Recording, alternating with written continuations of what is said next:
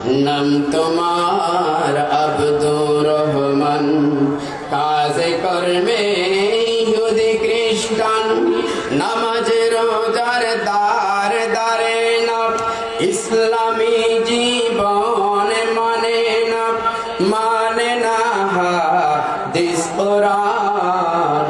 হায়রে আব্দুর রহমান, নাম দিয়ে কি হয় রে কাজ। ঠিক না বেটি?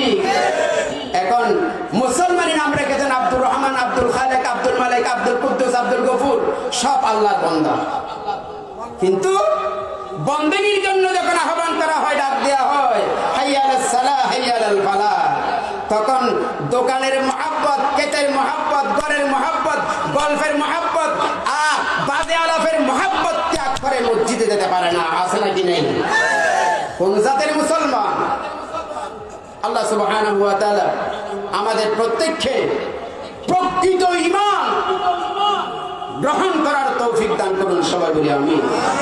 প্রকৃত মুসলমান বনার তৌফিক দান করুন, সবাই বলি আমিন। তাহলে পরে আমার আপনার জীবন সফল।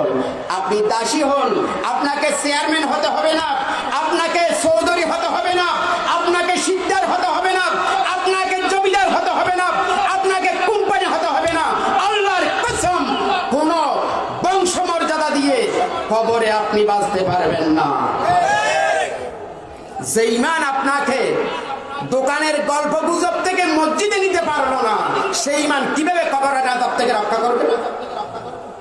যে ঈমান আপনাকে ঘর থেকে মসজিদে নামাজে উপস্থিত করতে পারলো না, সেই ঈমান কিভাবে আল্লাহর আযাব থেকে আপনাকে বাঁচাতে পারবে?